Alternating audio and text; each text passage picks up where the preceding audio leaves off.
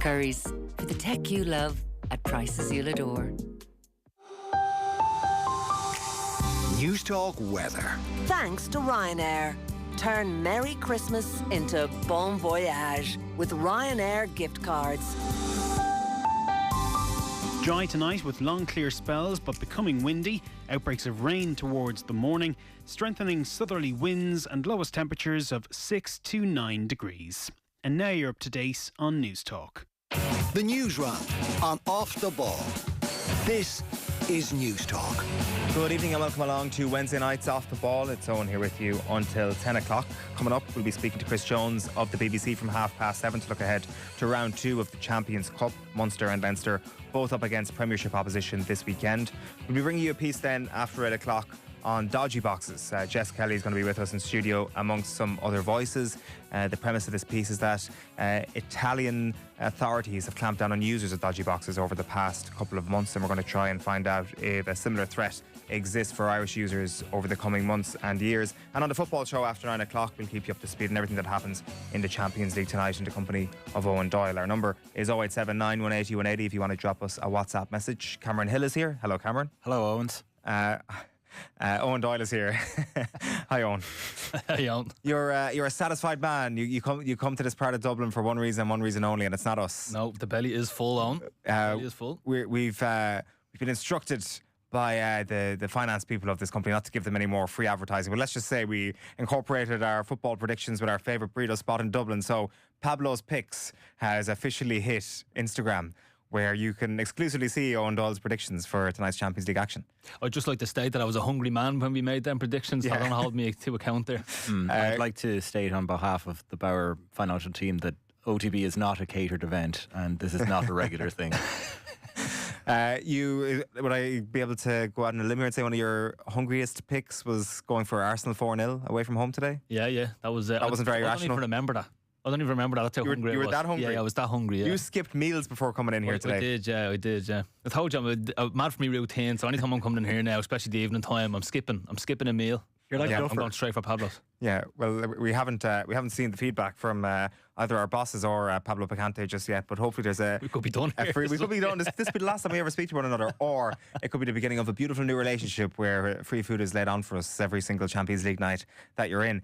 As I say, after 8 o'clock, we're going to be doing a piece on dodgy boxes. The idea of how vulnerable users are going to be or otherwise is top of the agenda there. So as I say, Jess Kelly, Newstalk's tech correspondent, is going to join us in studio. We're going to be speaking to Mark Scanlon of the League of Ireland because LOI TV has been affected by this. We'll be getting the view from England in terms of hearing from Adam Leventhal of The Athletic and also from Clubber, the club streaming service for the GAA here. Our reporter Ben Symes was also out in the streets in production for this piece, and he got a sample of what they were saying on Grafton Street. Have a listen. Do you use any illegal sites to watch sports at home? I'm allowed to say that. Yeah, I do, yeah. Why do I use it? Probably just the easiness of it. You get to see more games than what you would do that are broadcast maybe on Sky Sports or TNT. It's cheaper as well, obviously, so that's probably the main reason why. I don't know. You don't? We have Sky Sports ourselves, so. I probably used to use illegal sites when I was younger and couldn't afford it, and now we just pay for them. So. Yeah. Probably just the cost of the providers overall is a bit too high. 100%. It'd be a waste of buzz buying national Sky box.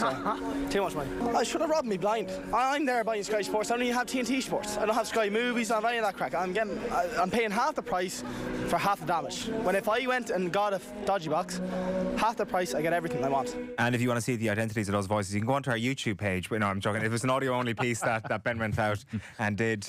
So we'll be trying to ask. Well, I'm going to ask a few maybe very straightforward, stupid questions potentially to Jess after 8 o'clock, because I'm always fascinated by a number of different aspects with regards to this. First of all, the fact that like the club GAA matches are actually being broadcast on illegal streaming or on dodgy boxes. Like, who is the person that's out there in the world who's actually taking all these streams from a very, very small platform, which, generally speaking, compared to the Premier League, very small audiences, and actually making them freely available? The technology of it all fascinates me.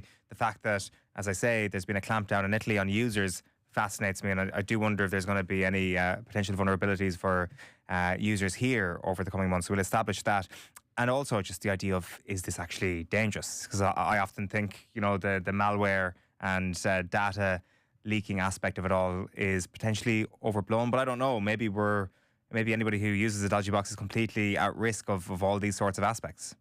The biggest, obviously, you were saying there that they're talking to like Mark Scanlon and Clubber and stuff like that. And look, the reason that these dodgy boxes exist, I assume, is just the cost of the subscriptions for Sky and these TNT and Premier Sports, and they're so spread out. You can't just buy one subscription either. You have to buy multiples, and you might only watch one game a week, if that, on one of them, and you're paying whatever it is, stupid money a month.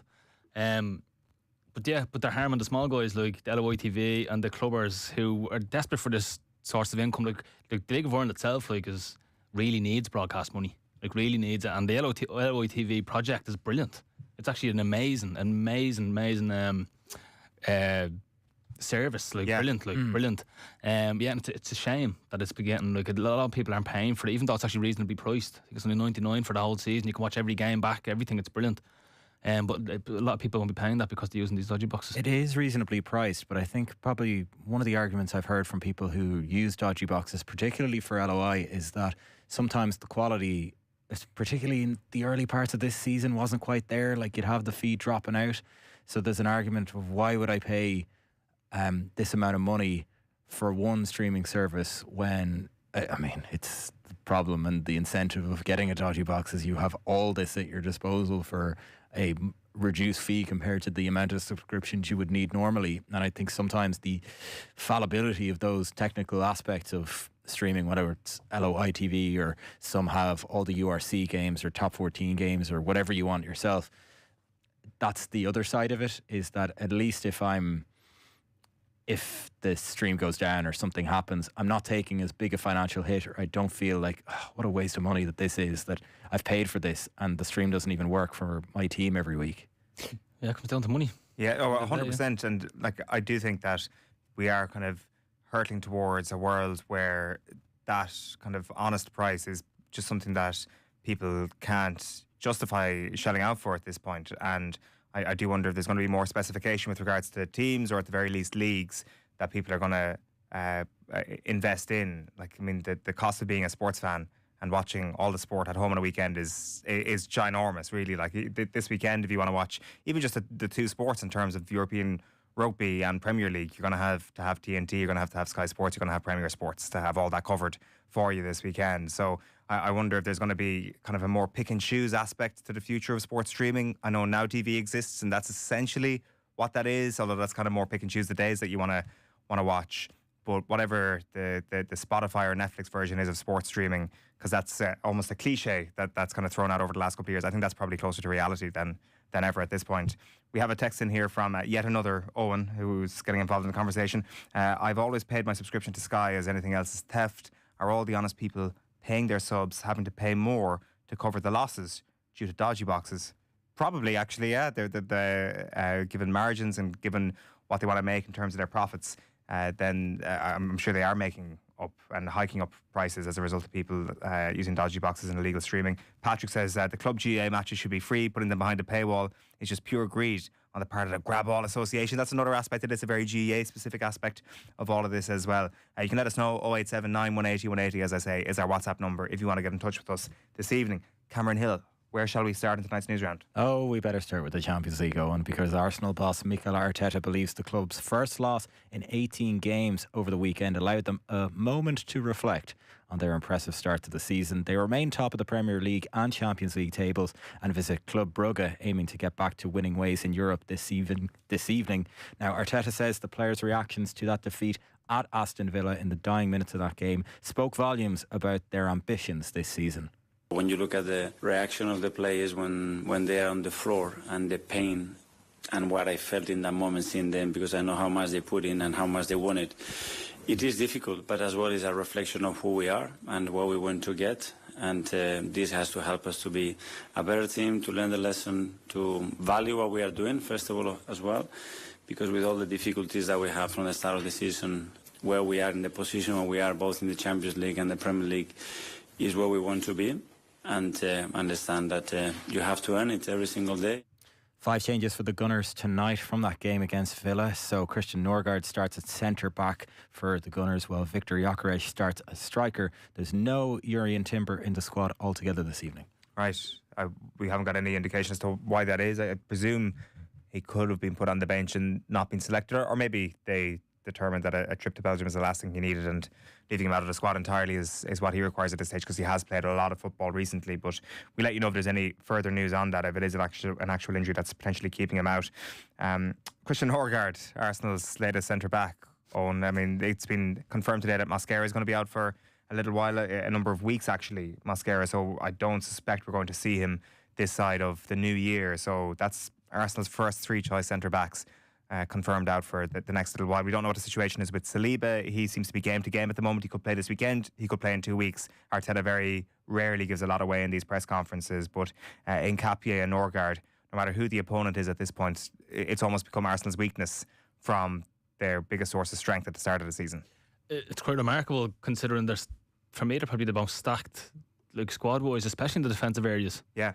You know, and to see Norgard go in there now, and looking at the bench there, they've got Calafiori on the bench, who I actually think is probably a natural centre-back. So I think he's looking at this game. And who's suspended for the weekend as well? Calafiori? He's suspended for this coming weekend because of the accumulation of yellows. Right, yeah, very good. So it's a bit of a strange one, he's not playing him. But he's probably looking at this fixture as well and saying, listen, look, we're fine here in the Champions League. You know, they've won ones with the 100% record so far. They've been outstanding, obviously, in the league, but really, really impressive in the Champions League as well. So impressive the last outing against Bayern Munich. So, a bit of a surprise there to see Norgard slip into centre-back. He obviously hasn't played a lot of minutes for him this season, but tough test for him, going straight in and out of position. Yeah, Club Brugge, a tough test for Arsenal as well this evening. So that's one of the number of games that we'll be keeping you up to speed on. But what did I say, 4-0? You said 4-0. We should. I told you I was hungry when I said that. That's why Pablo's haven't got back in touch. They've been like, this guy is talking absolute nonsense. We don't want to be associated with this guy at all. The main game we'll be keeping an eye on, Cameron, is Real Madrid versus Manchester City. Yes, indeed. There are rumblings at the Bernabeu ahead of that game tonight, Owen. Alonso's performance, Xabi Alonso's that is, since taking over Los Blancos, hasn't inspired much confidence among the fans there. They lost at home 2-0 to Celta Vigo at the weekend, which means they've won just one of their last 5 La Liga matches. But Alonso insists he doesn't need to change the dressing room culture there. It's not about changing, it's about adapting, because I knew pretty well the culture of Real Madrid. That's why it's the biggest club in the world, and you need to adapt it, you need to learn from it. And after there is a process. You need to have this interaction with the players, how we want to perform. Some days are good, sometimes are not that good. But from every game, we take steps. And now we are in this position right now. We have to face it with good energy, with positivity. That's the only way to turn it back and to have a better feeling. It's an unchanged team for City tonight. So Mateus Nunez, Ruben Diaz, Josko Gvardiol and Nico O'Reilly are the back 4. In the midfield you have Bernardo Silva, Nico Gonzalez and Phil Foden, while Ryan Cherki and Jeremy Doku sit behind Erling Haaland in the team. For Real Madrid, you have Courtois in goal. You have Antonio Rudiger and Raul Asensio in the centre-back positions. Alvaro Carreras and Federico Valverde are wing-backs. The midfield is Jude Bellingham, Tchouameni and Dani Ceballos, while up front you have Vinicius Jr. and Rodrigo either side of Gonzalo Garcia. Xabi Alonso in a little bit of bother at Real Madrid at the moment. It seems their standards are extremely high. We know, and we'll be chatting a bit more about this as the show goes on, that Arne Slot is in massive trouble at Liverpool. Are the stars aligning here for Alonso's comeback to Anfield? If there was a manager change, I don't think I'd be too negative towards Xabi Alonso being ever being a Liverpool manager, considering what he's done at Leverkusen. But it's very early to be sacking him at Real Madrid, isn't it? Like, they're not far off it. I think they're only a couple of points, are they? Or they might be level on points maybe, but they have a game in hand up against them. That's just the type of glass half full thinking that they don't tolerate at the Bernabeu. Yeah, that's true, yeah. They're 4 points off top. Same amount of games played as Barcelona. Okay. So it could come down to the derby itself to potentially win the title if needs be. But he's struggling with injuries there now. Mbappe tonight, I think Militao was out as well. Obviously a bit of needle with Vinny Jr. early on the season. I know he's been back in the team recently and they don't seem to be getting on very well, but yeah, it'd be interesting. There's been a bit of change there as well. They've now Kroos, now Modric, bit of a new midfield there. Maybe he needs time. Yeah, Alonso needs time. It's not what the reports are in Spain at the moment. Marca reporting that he is fighting for his job earlier this week. So it feels that I mean, the time will be given to him if, say, he wins tonight and he strings a couple of results together. I think It's a bit harsh if you lose to Man City and lose your job, isn't it? Like, It is. I don't think tonight's going to define whether or not he gets sacked, but it could form a picture if they lose tonight and then lose their next couple of games in La Liga as well. I think it forms part of a picture, but he might recover. I think he's in a better position than Arne Slot, to be fair, and I think he's probably in a more recoverable position given the way the dressing room is there compared to how things are at Anfield. Do you want to run us through the rest of tonight's football, Cameron? Yes, indeed. Newcastle are in Germany for a meeting with Bayer Leverkusen this evening. 4 changes from the weekend's games. So Lewis Hall, Sandro Tonali, Joel Linton and Harvey Barnes all come in for the Magpies tonight. All of those matches are underway at 8 o'clock, by the way, as is Benfica versus Napoli, one of the other games, one of 7 games kicking off in the Champions League later on. Right now, you've Villarreal against Copenhagen in the early kickoffs, 2-2, the latest score there, while Karabakh are 2-1 up at home to Ajax. Right, Karabakh, they'd started very well. They had dropped off a little bit, but that would bring them up to 15th. Level on points with Barcelona, level on points with Chelsea, level on points with Borussia Dortmund, although Borussia Dortmund and Manchester City also on 10 points have to play tonight, obviously. So Karabakh. What's happened to Ajax? Yeah. No points. That's, right down the bottom, actually. There, even Kairat Almaty are ahead of Ajax at the moment in the 36 team table. This Villarreal Copenhagen game has been pretty interesting. Yeah, 2 goals. Good crack. Yeah, well, the first goal was in the first minute, I think, and the equalised, and then they went ahead. Oh no, they equalised in the 46th minute, then the start of the second half as well. And Copenhagen, straight after they conceded, went ahead again, and they've been very, very impressive. Copenhagen, for what I've seen. Do you want to take us through the Shamrock Rovers stuff then? Obviously, they're in Iceland this week. We're going to have live commentary tomorrow night, by the way, of the Shelbourne versus Crystal Palace match. But some interesting comments from Stephen Bradley ahead of the Rovers fixture, Cameron.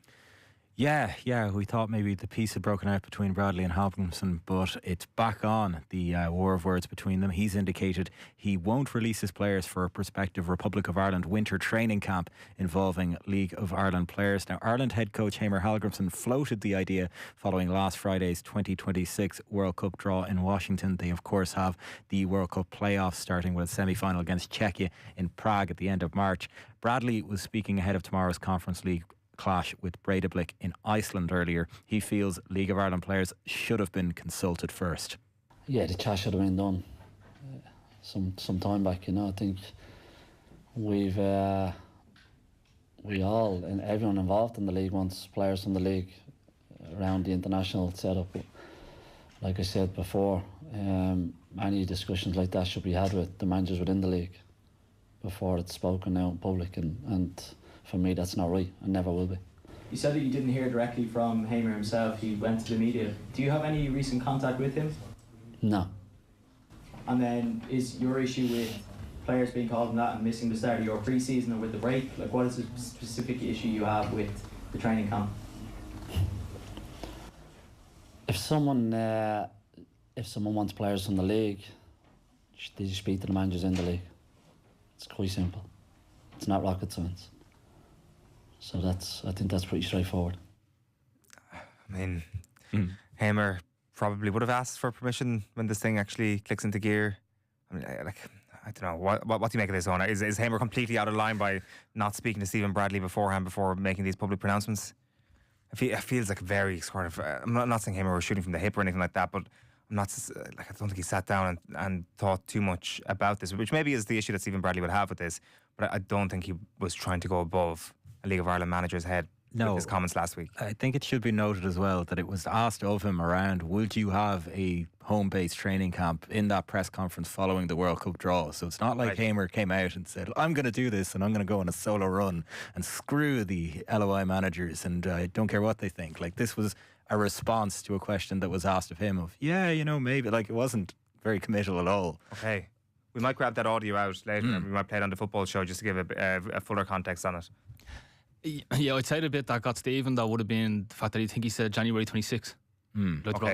Which is like 3-4 weeks away, which is impossible to do. December 26th. Did he? Wait, 3-4, as in like in... no, it's in like in the next few weeks, I think. He wants to do this in 26. Oh, 2026. Sorry, I didn't mean the 26th of January. Sorry. Oh, no, sorry, 2026. Which would be only a few weeks away, which would be very, very difficult. So, yeah. I'd be very much. I think anytime Heimir's come out and spoke about anything regarding the league in the past, it's been just a misinterpretation of a bit of a language barrier. I've no reason to believe that he would be trying to offend anyone or grab players without permission or do anything like that. I'd actually be of the belief that Hallgrimsson himself probably thinks if I get the League of Ireland players in for the camp and they get capped potentially in a friendly, that it'd probably increase the value of them for the clubs, which would be a positive thing.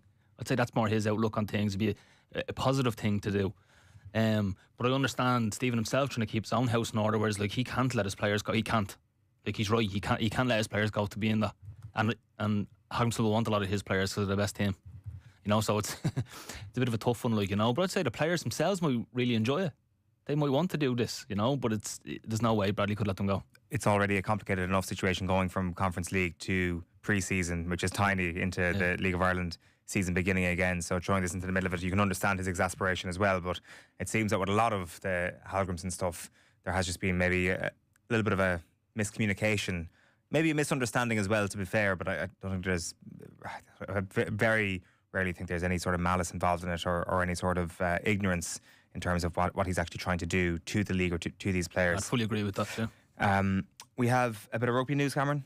Ireland star Aoife Wafer is reportedly set to make her long-awaited debut for PWR side Harlequins this weekend. The Wexford native hasn't played since the World Cup quarter-final defeat to France in September. That remains her only game so far this season, having missed the pool stages of that tournament in England while she recovered from a long-term knee injury. She did play on in that last day clash despite breaking her collarbone and rupturing her MCL during the game. She was also infamously on the receiving end of a bite from France loose forward Axel Bartholomew, for which the latter was handed a 12-match ban subsequently, but not penalised or sanctioned during the game. Now, according to the BBC, Wafer is expected to be named on the bench for their PWR clash against Sale Sharks on Saturday. She announced her move to Quins back in July, joining the likes of Dorothy Wall and Niamh Jones in playing their club rugby in England. And while she considered linking up with the Irish contingents at Gloucester Hartbury and Exeter Chiefs, she explained why she ultimately chose to move to the Stoop. Yeah, like I definitely thought about it, to be fair. Like you have clubs that obviously have a couple of Irish girls, and like Gloucester and Exeter have a few, whether it's Sam and Eve over in Gloucester or Tricky, Clee and Dara over in Exeter. So yeah, like it's definitely something you look at, but like I think at the end of the day, like Quins were the ones that kind of jumped out to me when I was trying to pick a club and see which kind of suited me. So yeah, like I just can't wait to test myself against the world's best here. Like you already have the likes of Ellie Kildun here. You have Claudia Pena, like who is a name I'd say we'll be hearing a lot of in the coming years. And then obviously in the back row you have the likes of Alex Callner and Jay Conkle, who like I'm so excited to be able to try and pick apart their brains with a few things, and hopefully they'll be able to learn something from me too. We have an update from the Champions League. Owen, we were slamming Ajax. What's happened here in this game? Tell us. 3-2 up. What a comeback, yeah. How did this happen? They must have heard us. Yeah. They must have heard us. What's happened to them? in Amsterdam. Yeah, they took offence to our words. It's going to be like the Dundalk FC jersey launch last week, where your voice is going to be used this time in the Ajax jersey launch. You're slagging them off, saying they're dead. They're not dead. What happened to Ajax? Quick fire double from Ajax. They're just asking questions. You've got a couple more stories for us, Cameron. Yeah, I better finish with this one, Owen. Paul Pogba has explained that he's invested in professional camel racing to elevate the sport to a global stage. The France midfielder has become a shareholder in the Saudi Arabian-based Al Habub, the world's first professional camel racing team across the UAE and the Arabian Gulf. Last year, the prize pool for the Alula Camel Cup, the most lucrative competition in the sport, was €5.5 million across 16 races. Pogba, who became the world's most expensive player when he joined Manchester United from Juventus in 2016, has set his sights on owning the world's most expensive camel. Owning the world's most expensive camel, he said, one day would be a beautiful full circle moment. Something fun, something meaningful, and something that excites me. Wow. When he says elevate camel racing to a world level, does he mean like in terms of us watching camel racing on our phones all around the world, or does he mean actually bringing camel racing all around the world? Because I presume camel racing can only happen in the desert. So far, so good. This is the first time I've ever heard of it. So, you know, he's already proving to be a great advocate for the sport in that regard. I didn't realise the money involved either. I would suggest that maybe Aidan O'Brien and Willie Mullins need to turn their attentions to somewhere more lucrative if this is the sort of funds we're talking about here. The photo sale. Yeah. Cameron, thank you very much for tonight's Newsround. Owen, you're going to stick with us. You'll be back with us on the football show after 9 o'clock this evening. We're going to be chatting to Chris Jones at the BBC next ahead of a URC versus Premiership doubleheader for Munster and Leinster this weekend in the Champions Cup. So we'll take a break, and before that, it's time for the Cash Machine. News Talk's Christmas Cash Machine. Now, the Christmas Cash Machine is here, and there was €250,000 won last week. And believe it or not,